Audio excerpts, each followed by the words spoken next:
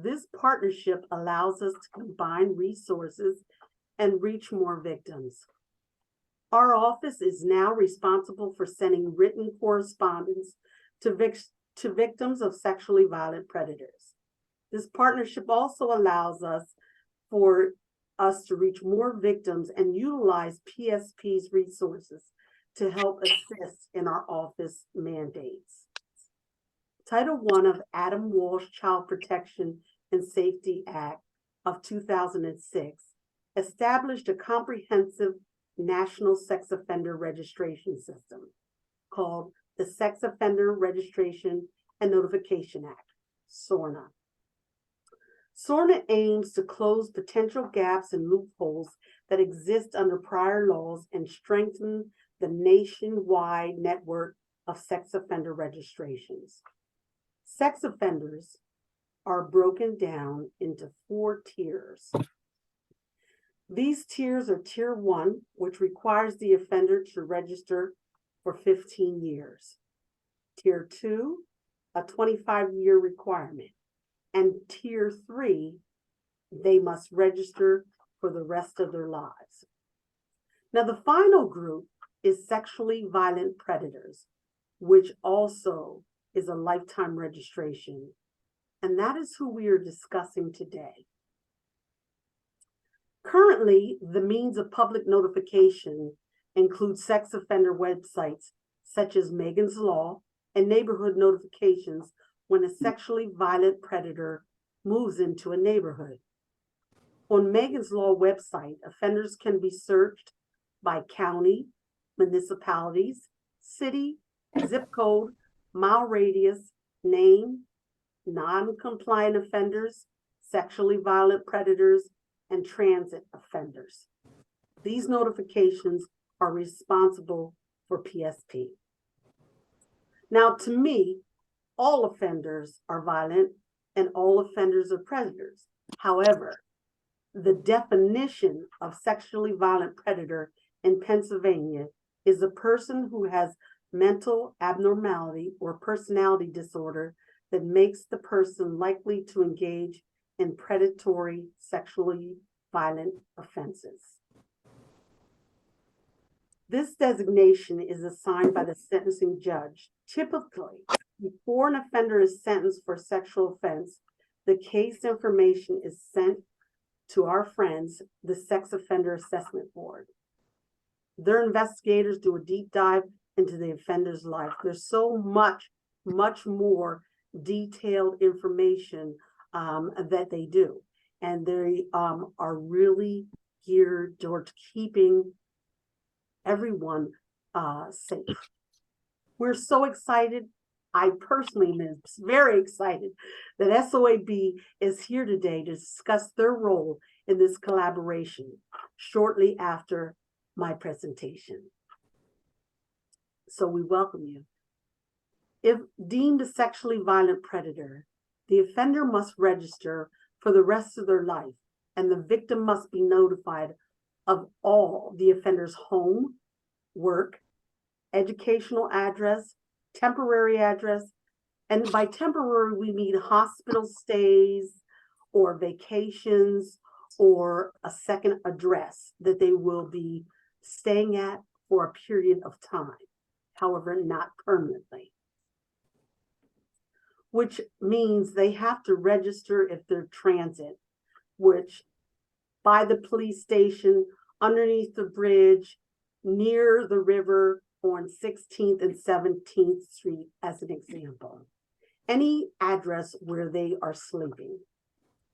This notification also allows us to follow them through the prison system, the county prison system, the state prison system, and if they were to leave the state and be relocated with the federal. This allows any interesting parties to see where the offenders are located for safety planning purposes.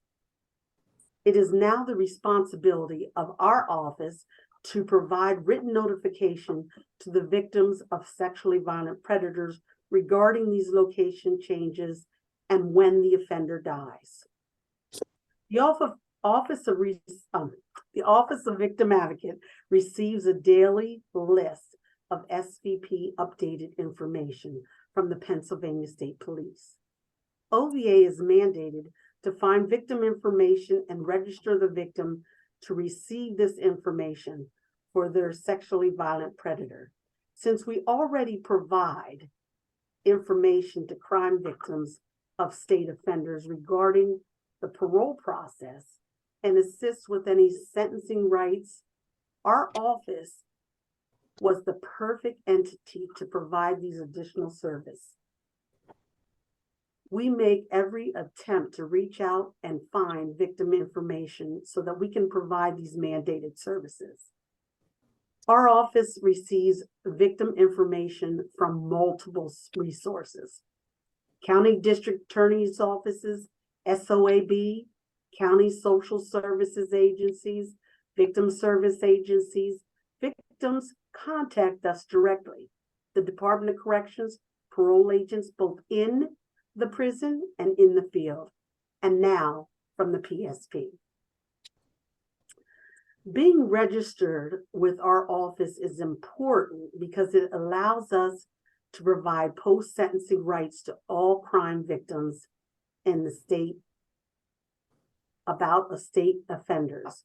We provide notices to all registered victims of state offenders regarding their rights throughout the parole process. During direct crime victims have the right to speak to the parole board and let them know how this crime has affected them and what they feel should happen. The parole board takes this additional information and uses it to gain further information to utilize it in making parole decisions. We also notify victims of parole decisions and provide release dates. With the collaborations with PSP, we are able to find more victims and increase our ability to provide victims with their mandated rights. Victims notification is mandated by law. So, however, being registered with our office is completely a choice. If you choose not to be notified and just don't want to receive any notification, it might be stressful, it might bring up everything during that time, we will activate your registration. And if you were to want services later on, we would reactivate your registration. Now, when a minor is the direct victim, we would direct our notifications to the parent and or guardian. That parent and or guardian may opt to say, we don't want them to remember this, we don't want them to be involved, but at the time of their 18th birthday, we would then send out a notification to the parent or guardian, letting them know that we are mandated to notify the direct victim of our services. However, if that victim at that time decides that they do not want services, we do not act. We send out a waiver form, and that waiver form is signed and returned to us, which we keep on file to show that we have reached out, we've tried, we've done everything that we know how to do in order to give that information to the direct victim. Many times, teenagers who are victims or young children who are victims, once they become of age, they may go to college, they may go to the Navy, they may go anywhere. And they said, I want my parent to keep this registration, and I would like my registration inactive so that it's not sent to where I am. A lot of times notifications have victims relive, go in crisis, and so therefore notification is not a good thing for them. However, if you would like to suspend it for whatever period of time, we will also suspend your registration. Whatever is in your best interest. We try to reach out and be thorough. A lot of times, if you're registered with our office, we will send notifications from OVA about whatever the inmate's going. While an inmate is in prison and transferred from prison to prison, we notify you the offender is no longer stated Rockview, and is now in SCI Smithfield. So those notifications will come as well. We have 2 questions, Tara? Let's see what we got here. Okay. Okay. I don't see any questions at this time. Okay. All right. So also we support victims through the parole process as being their advocate and speaking to the board, preparing them for their in-person comments. We help them write their comments.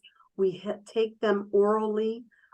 We take them written, and we also do the in-person where they are welcome to come in via Zoom or in-house, however they decide.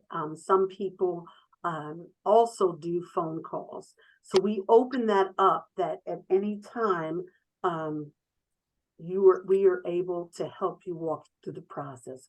We also give release notice. We walk through with safety planning. Safety planning is very important with working with victims of sexually violent predators, because we never want someone to walk into a Walmart and see their offender. We also instruct them on how to handle themselves if they were to see their offender. We also give them parole agent names and numbers if they have questions that they feel should be answered. So we just really want to reach out and help anyone who is a victim of sexual assault. We do that mainly for written notifications for sexually violent predators, but we also work with any victims of sexual assault. Megan's Law is a website. We're going to send that information to you. You just log into Megan's Law and you put your offender's name in, and you are able to see where they are located, whether they're a tier 1, a tier 2, or a tier 3. And at any time, if you have any type of problems, concerns, you are welcome to give us a call, and we can work with you, walk you through the process of how to use Megan's Law. There's also on Megan's Law a Savin notice, and what that means is it's a digital service, automated, that will send a text or email to your phone or email address of movement of your offender. And we can work with you to walk through that as well. How are we doing? Any questions so far? No questions in the chat, June. Okay. So that's pretty much it for me.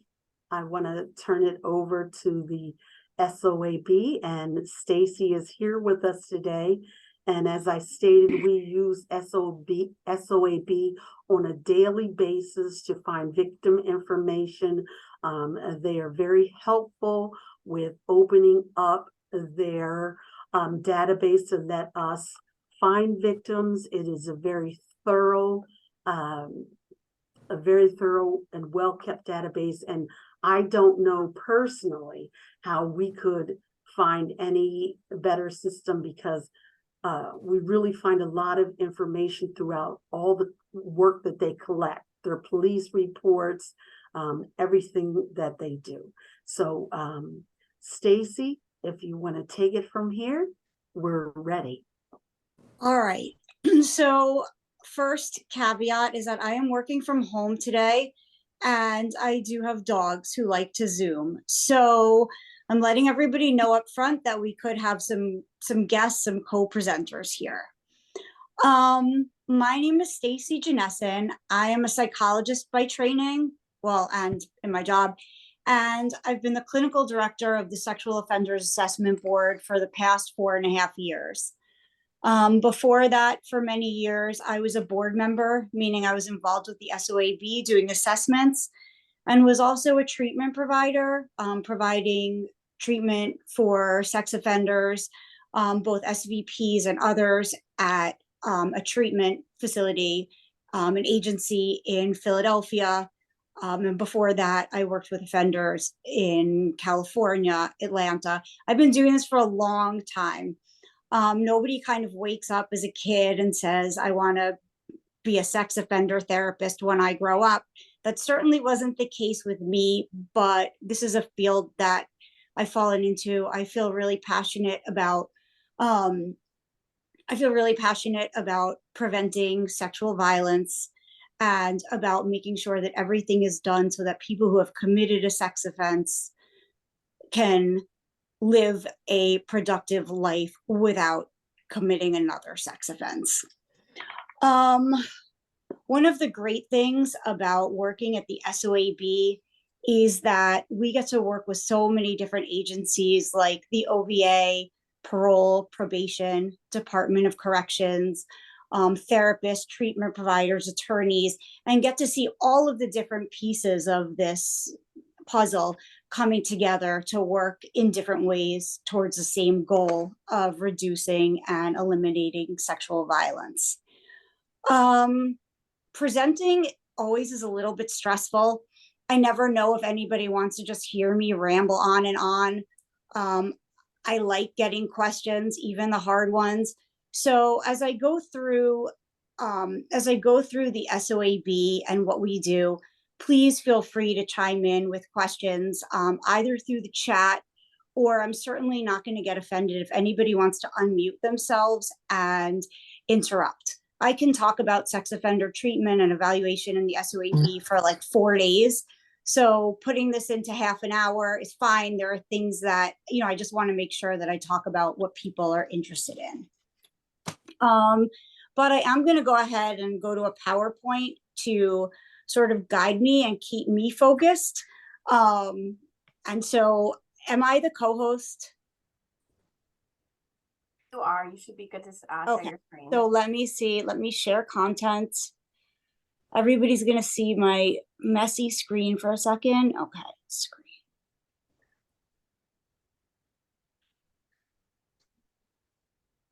Start broadcast.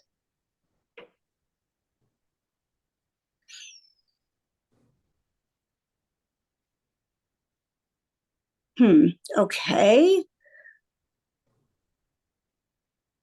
Can you guys see my screen? All I see is, okay, here I am. Okay, so this is a presentation. I'm working from a presentation that we gave at a conference a couple of months ago. And because June already spoke about registration, I'm going to fast forward to where we're talking more specifically about the Sexual Offenders Assessment Board.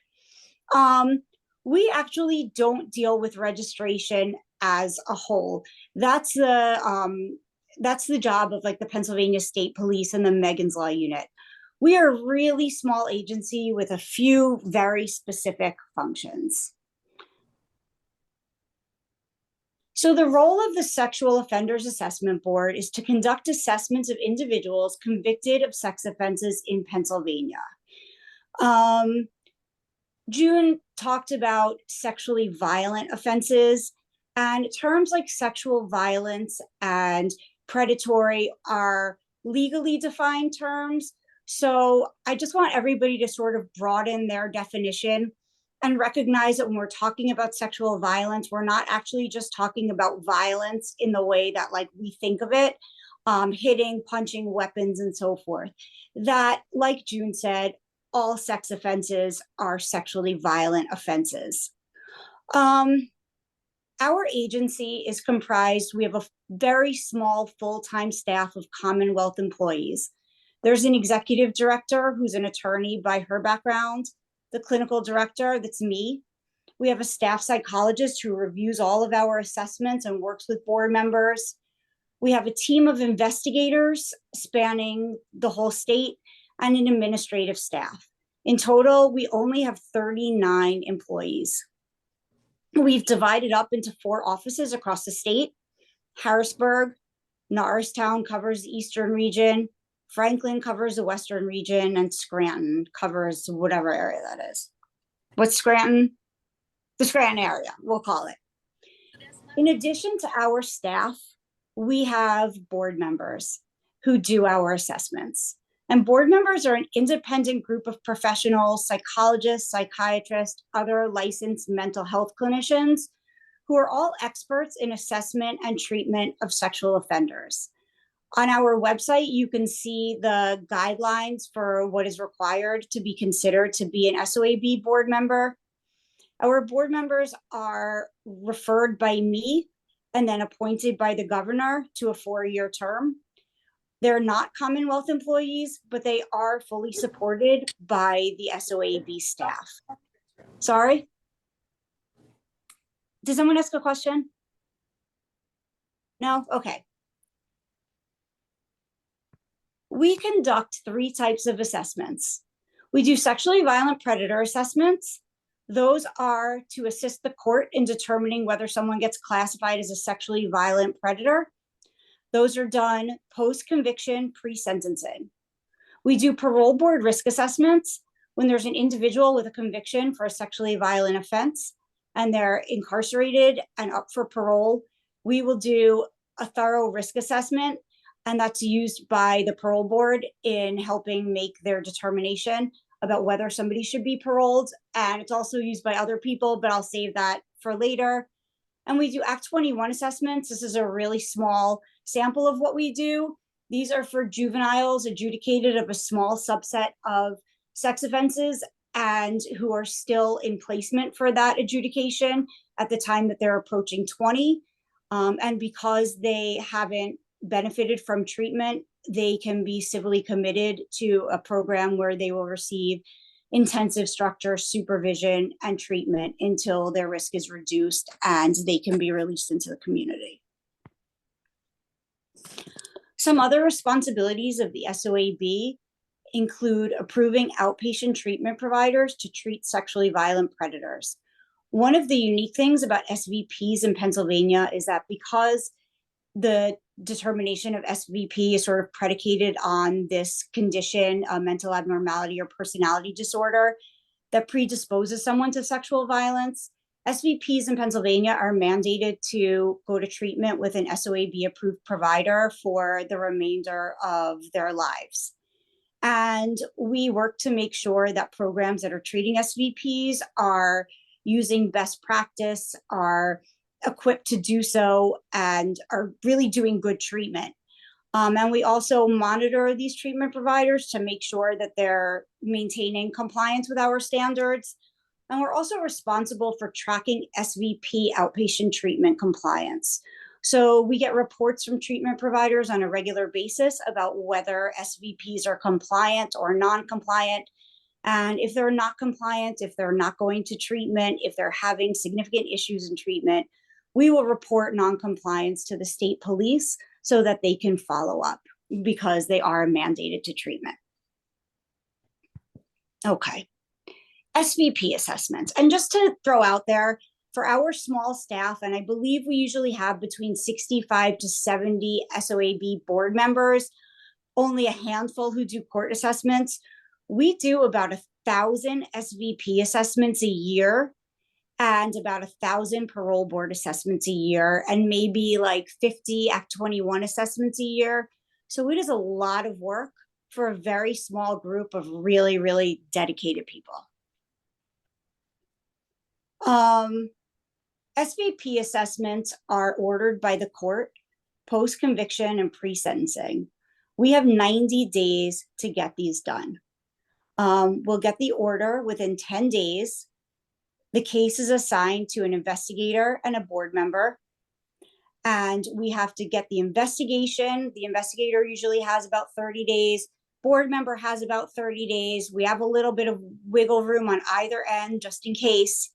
Our board member will complete a report that I will go over. And if they recommend SVP classification, the district attorney will usually ask for a hearing with the SOAB board member testifying as an expert witness. As June talked about, our investigative process is really, really thorough. Our investigators will immediately start collecting documents, compiling records, writing a report. We've had cases where they get school records from like kindergarten. They will offer the offender an interview. The offender, of course, has a constitutional right to not engage in an interview. Our investigators probably do an interview in about 50%, maybe a little bit less of the SVP cases. And then they compile all of the information they've collected. They write up a summary. They forward the investigation to the board member who relies on this to complete their assessment. We do not reach out to victims, again, for the same reason. We don't want to potentially re-traumatize someone. We're really focusing on the characteristics of the offender that lead to offending. And we usually do have a lot of victim statements and so forth in the information that's collected. Our board member has to determine if somebody has a mental abnormality or personality disorder that predisposes them to the commission of sex offenses. These assessments are not risk assessments. We're not looking at if somebody has a 10% likelihood of reoffending in the next 5 years. We're really looking at if there's something internally that's driving them to commit sex offenses across their lifetime.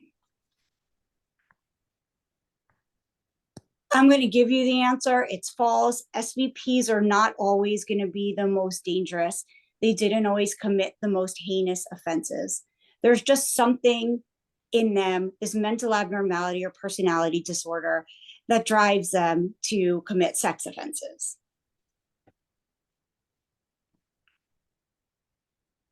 So I'm just going to go through the definitions and then I can give a few examples.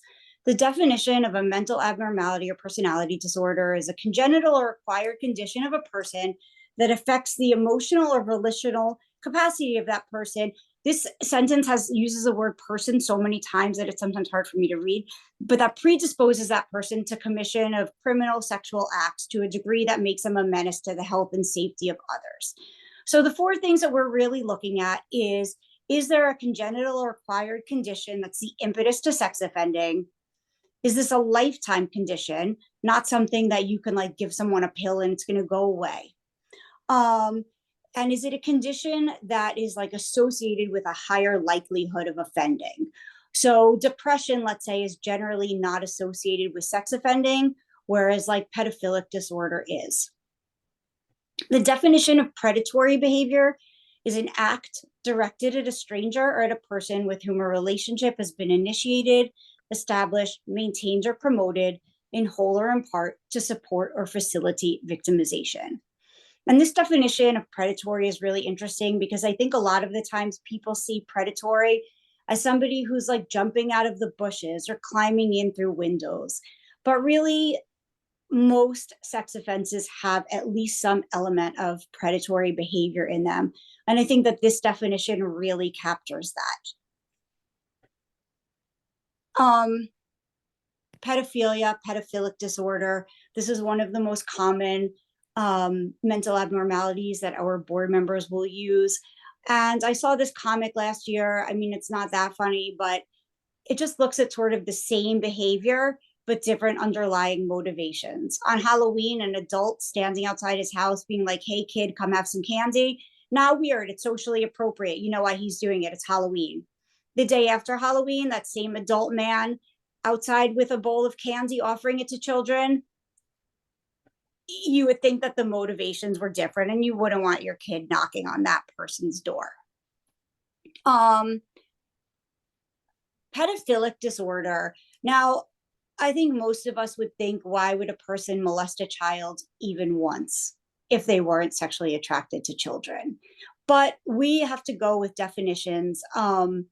And pedophilic disorder is characterized by intense, sexually arousing fantasies or urges, and actually in the fantasies, urges, or behaviors involving sexual activity with prepubescent children. And because we're looking at something that's long-standing, we want to see that the children are prepubescent and that this has gone on over a period of at least 6 months to show that it's a pattern of behavior, a pattern of arousal. The individual has to have acted on these urges, or the urges have caused serious distress. In the case of our assessment, everybody's acted on those urges, otherwise they wouldn't have been arrested. And the offender has to be at least 16 years old and at least 5 years older than his or her victim. So nobody's going to be found to meet criteria for pedophilic disorder if they're 15, although you might have an inkling, or if somebody's like 18 and having a sexual relationship, and I put relationship in air quotes, with a 14-year-old. It's inappropriate. It's not okay. It can be victimizing, but it's not an example of pedophilic disorder. One of the personality disorders that we see often is antisocial personality disorder. An antisocial personality disorder, I guess I should put this in a slideshow. Well, it's okay. Antisocial personality disorder is really like a chronic pattern of disregard for the rights, the feelings of others, of societal norms. It's been going on since adolescence. For someone with antisocial personality disorder, you're going to see an ongoing failure to conform to social norms, unlawful behavior, deceitfulness, lying, manipulation, chronic impulsivity, disregard for safety of others, and so forth. And we're not just looking at criminal history here. This is where some of the stuff comes in, like school records, employment records, child support, friendships, relationships. We get information so that we can present sort of a global picture of somebody's behavior rather than only looking at a criminal history. To meet criteria for antisocial personality disorder, we need to have evidence that these behavior problems started when the person was a child, that they didn't just start at age 15, and to make sure that it's really part of that person's personality, that the antisocial behavior isn't just happening like maybe when the person has a psychotic break, or I don't know, only when they're on substances. And we do have certain factors that legally we have to consider in these assessments, but the ultimate question really comes down to whether there's this mental abnormality or personality disorder. We do about 1,000 SVP assessments a year. We get referrals from courts in every county in Pennsylvania. Our board members will recommend SVP classification in about 20 to 25% of the assessments that we conduct. And the courts will agree with our recommendations about 75% of the time. Currently, there are about 1,100 SVPs living in the community, and we're responsible for monitoring their compliance with treatment requirements for the remainder of their lives. SVPs call me frequently with questions about treatment, about requirements to get help getting set up with treatment providers. And we really try to answer all of those questions and take those calls to make sure that they're getting the help that they need. So I went through that quickly because I do want to talk about our parole board assessments as well. But does anybody have any questions about SVPs, SVP assessments, or anything like that? Stacy, there are no questions in the chat. Okay, well then I will just keep talking. The second type of assessment we do are these parole board assessments. Is there anybody who has seen a copy of any of our parole board assessments? Well, I can't, everyone's on mute, so I can't hear. Okay, well, these parole board assessments are so informative. We get so much information. If you ever do have a chance to review them, to me, it's just always kind of astonishing how much information can be put together about a person in such a short period of time. Before I talk about the about the parole board assessments, basically, when a judge imposes a state sentence, offenders are given a minimum and a maximum sentence date. So there's a minimum amount of time that they have to serve in prison before they're eligible to be released to the community under some type of supervision. And if they're paroled, they're going to be on parole until the end of their sentence unless they get returned to prison. But it is a conditional release and they are supervised by parole agents, and hopefully have this level of supervision to kind of help them reintegrate safely into the community. Parole and probation are different. Probation is a court sentence of supervision in the community instead of a sentence to prison or jail. The Pennsylvania Parole Board consists of 9 members, including a chairman. They're appointed to the governor. They're appointed by the governor, and it's the parole board's job to determine whether or not an inmate should be granted parole.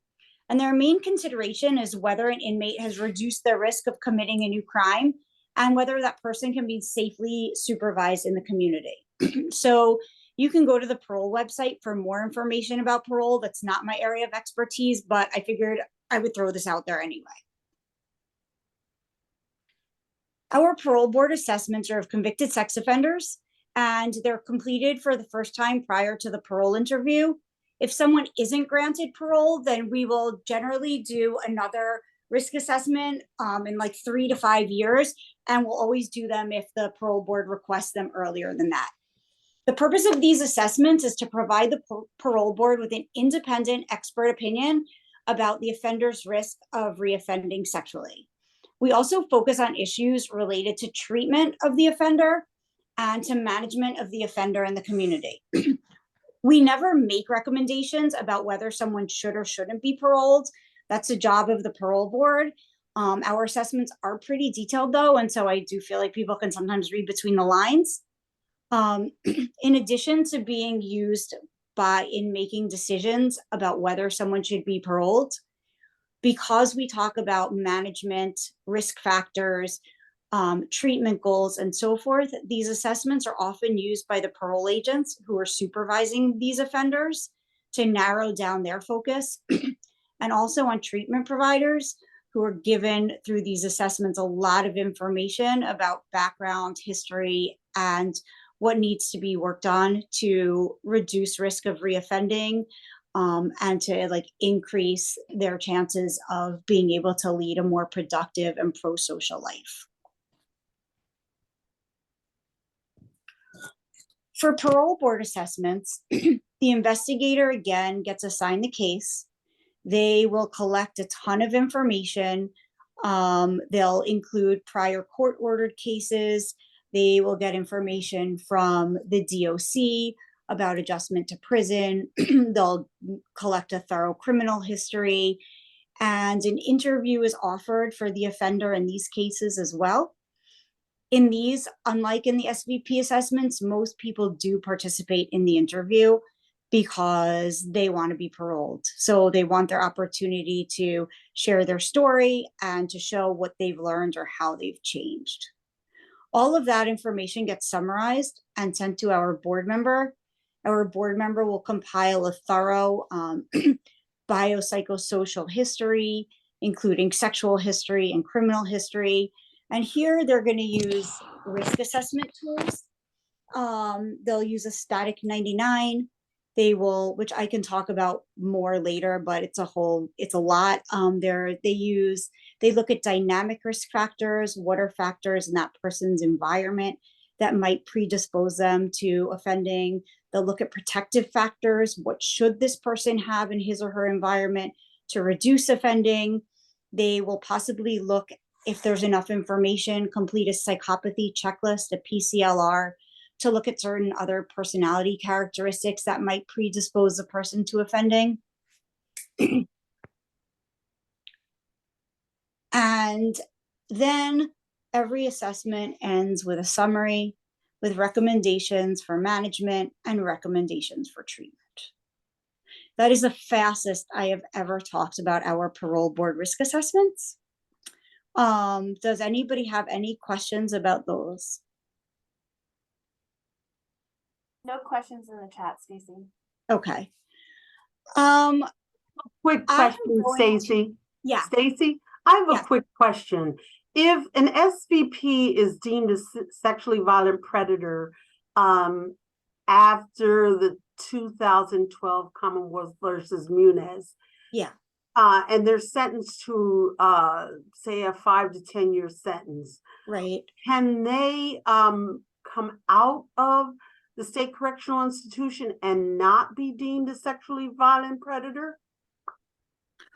The only way, if somebody has been, no, so people will be labeled in, and I didn't go into the whole like pre and post SORNA, but the SVP criteria have not really changed all that much. There are some differences in what's required, what's posted on the Megan's Law website, I believe. But if somebody wants their SVP classification to go away, that's something that they would have to address legally. But it wouldn't be related to any of the recent court decisions related to registration. But we do have SVPs calling all the time who think that since their offense was committed in this date or that date, that they no longer have to be SVPs. And that's not really my wheelhouse. We just refer them to contact an attorney. They still have the same requirements of registering so when an SVP gets, when somebody's an SVP, regardless of the tier of their offense of conviction, let me back up. When someone's convicted of a sexually violent offense, the sex offender registration tier is based on the crime of conviction. So it doesn't actually matter what they did, it's what they were convicted of. SVP kind of trumps all of that. Whether somebody's tier 1, tier 2, or tier 3 based on their crime of conviction, if the court finds them to be an SVP, they're jumped to SVP. And they have to register with the state police 4 times a year. They're mandated to lifetime treatment. And rather than just having their picture and information posted on the Megan's Law website, there's a more active community notification.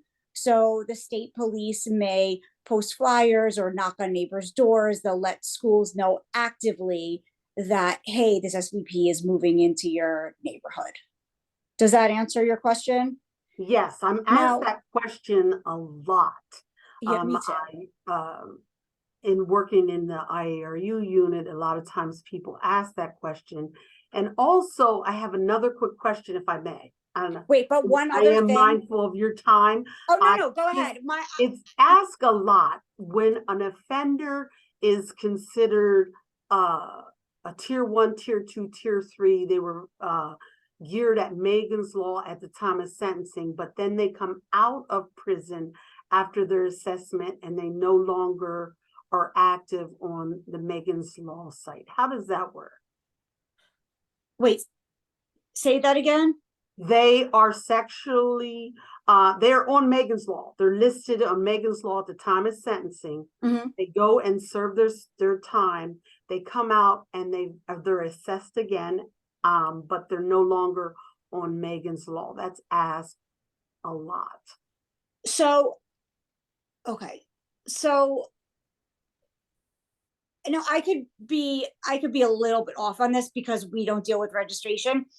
People start registering when they're sentenced, but the period of registration ends when they're released. The registration period has to do with time in the community. So if somebody has to register for 15 years, they come out of prison and that's when they're 15 years. Even if they serve 15 years, it's not like that's up. But when somebody gets through their registration, I believe that they're just off the registry and that's it. But again, that would be more of a state police question.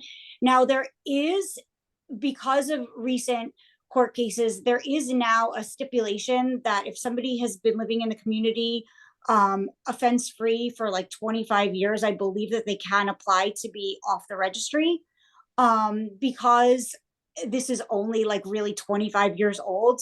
We got one of those assessments several years ago and it didn't meet any of the criteria for being assessed. But we did it anyway.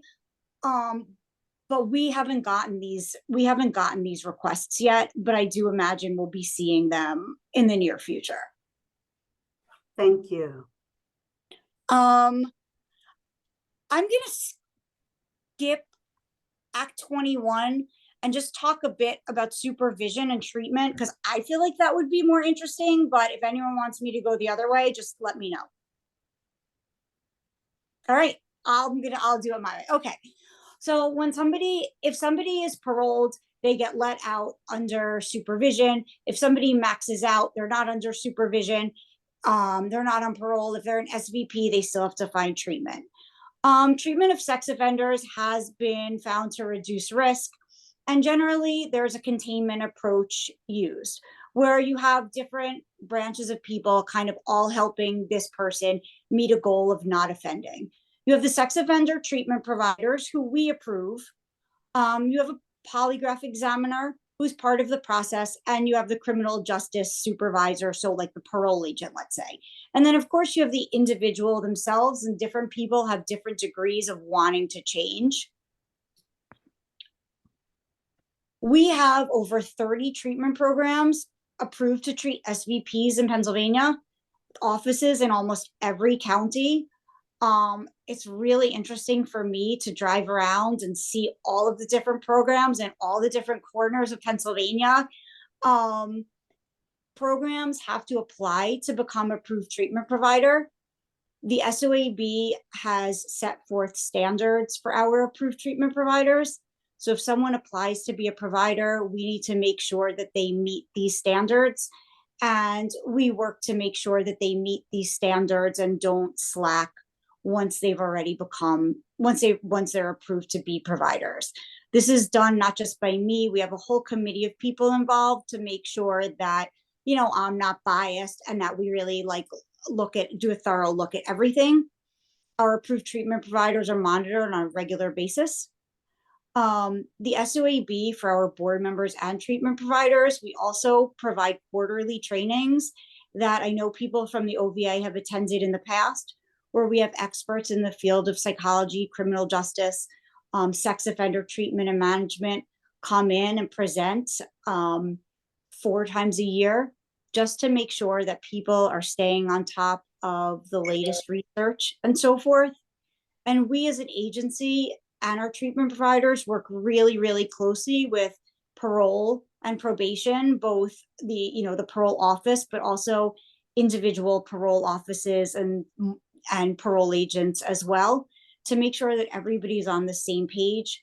The way I see it is that parole helps provide the external structure and supervision, while our treatment providers help people build up like their internal restraints towards offending.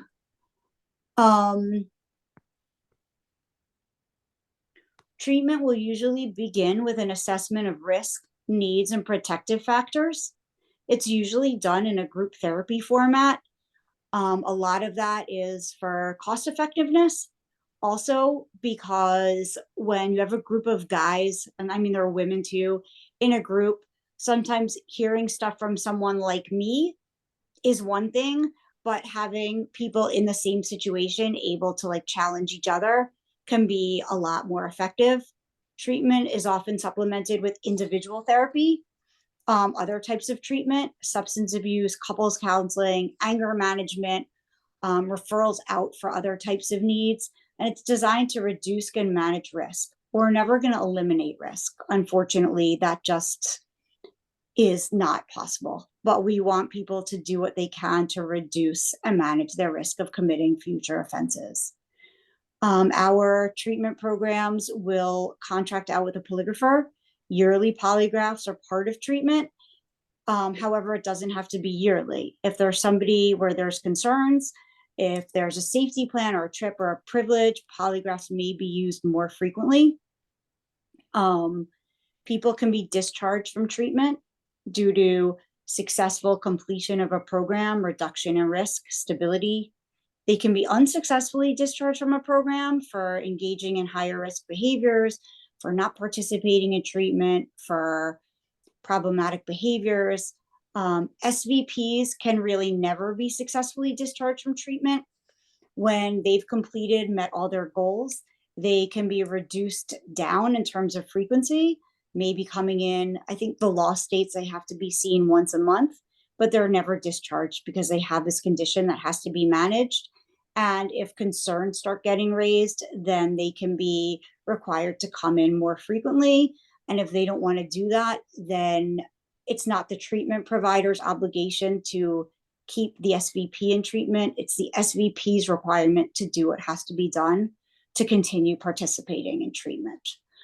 So if they are unsuccessfully discharged, we will be notified and we'll notify the state police. Stacy, we have 2 questions for you real quick.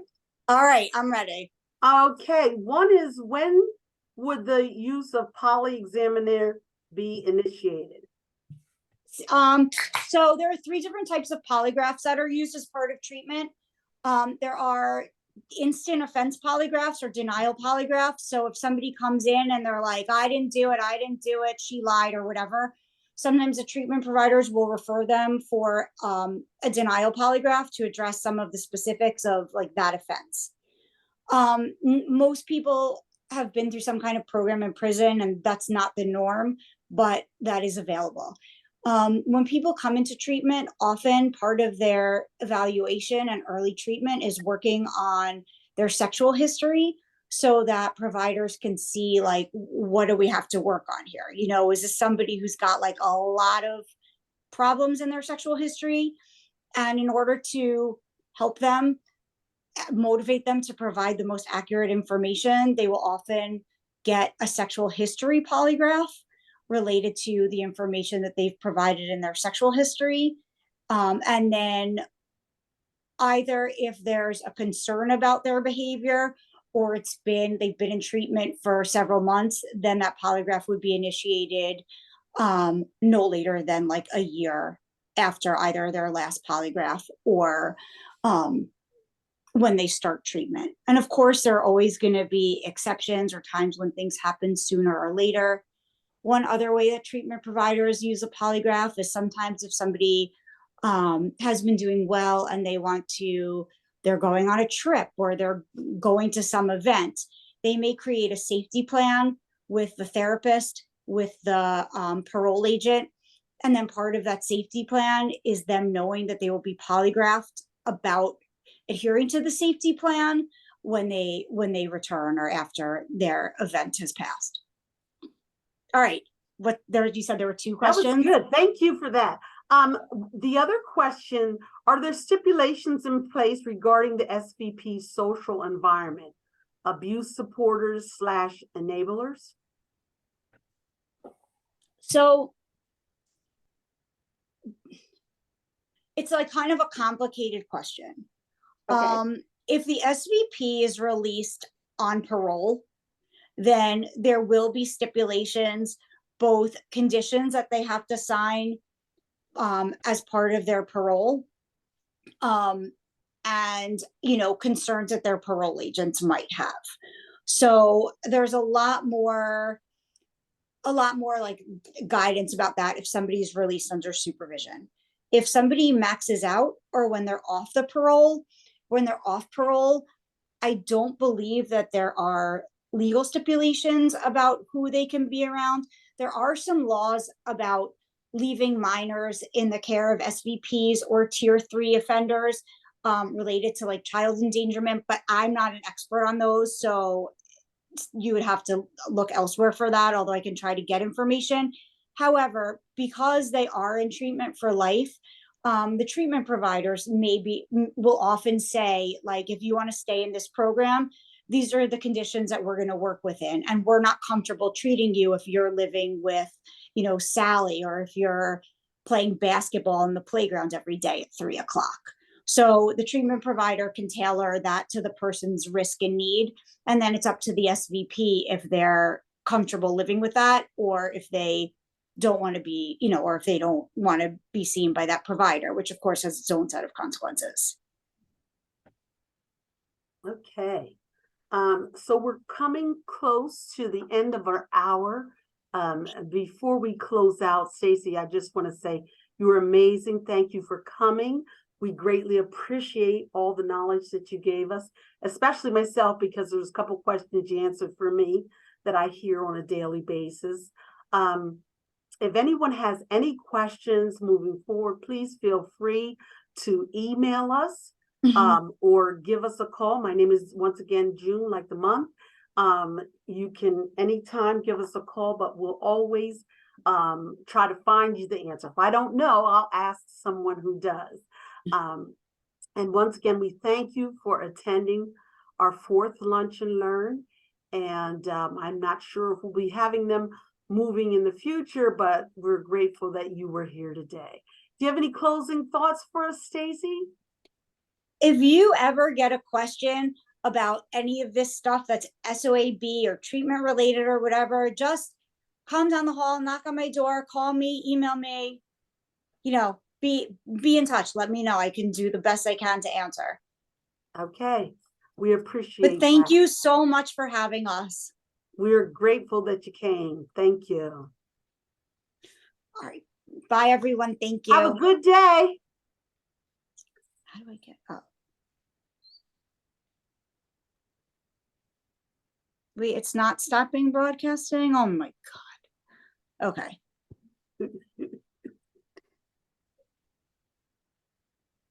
Does anyone have any additional questions for June or Stacy before we end?